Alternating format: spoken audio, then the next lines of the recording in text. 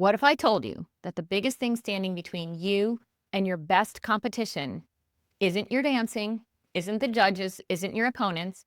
It's whatever you've allowed to take up space in your brain. Hey, it's your pal, the Dancing Housewife, and welcome back to another episode of the Dancing Housewife Podcast, where we explore the art, heart, sport, and science of ballroom dance. Today, I'm sharing one of the simplest mental performance principles I've ever learned. It's a concept that's helped me not only as a competitive ballroom dancer, but also in my work as a certified mental performance coach. It's called the law of occupied space. Now, don't let the name fool you. This isn't a lesson in physics. It's a lesson in focus. Because here's the truth. When you walk onto the competition floor, your dancing is only as good as what you allow to occupy your brain. So what is the law of occupied space? Well, it's based on a very simple idea. A space can only be occupied by one primary thing at a time. When we apply that to mental performance, it means your conscious attention has limited bandwidth. When you step onto the dance floor, your brain is processing an incredible amount of information every second. The music, your partner, the couples around you, the judges, the choreography, your posture, your footwork. But your conscious mind can only focus on a few things at once. Psychologists refer to this as the limited attentional capacity. In other words, your attention is like a spotlight. Whatever you shine that spotlight on becomes brighter. Everything else fades into the background. So the real question isn't whether you'll be thinking on the competition floor. The question is, what are you choosing to think about? We've all done it. You're standing in the on-deck area waiting for your heat to start, and suddenly your brain starts talking to you. I hope I don't forget my choreography. I hope that judge remembers me. I can't believe I danced that last heat so poorly. I wonder if I have enough time to go to the bathroom. My shoe feels weird. Sound familiar? None of those thoughts help you dance. In fact, they're stealing valuable mental real estate. Imagine trying to dance a foxtrot while your brain is replaying the tango you just danced, or worrying about who you're dancing against. Your feet are in the present, but your brain, your mind is somewhere else entirely. Psychologists have studied attention for decades, and here's what they've found. Human beings really aren't very good at multitasking.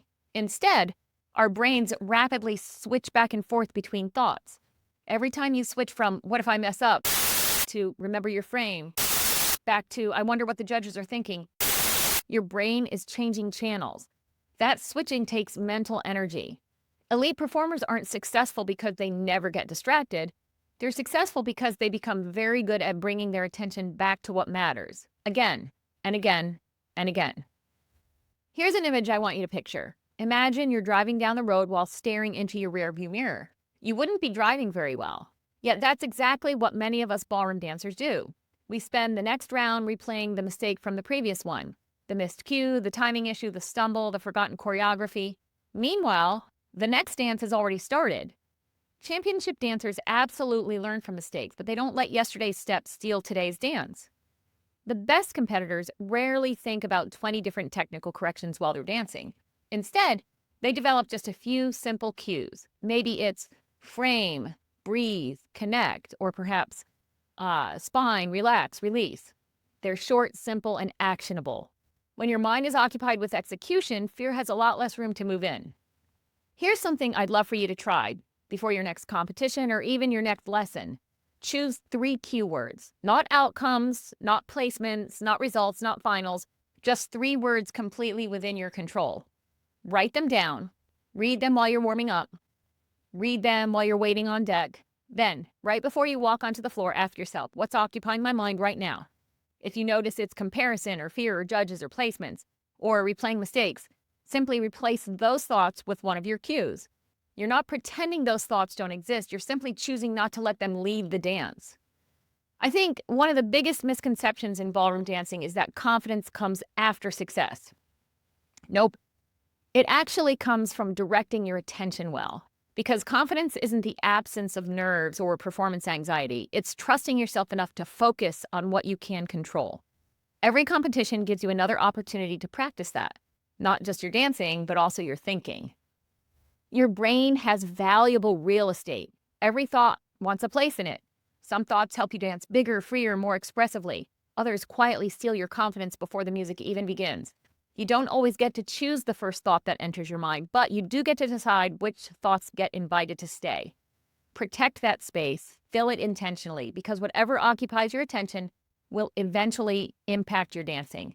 And that's true whether you're dancing bronze, silver, gold, open, pro-am, amateur, or simply dancing because you love it.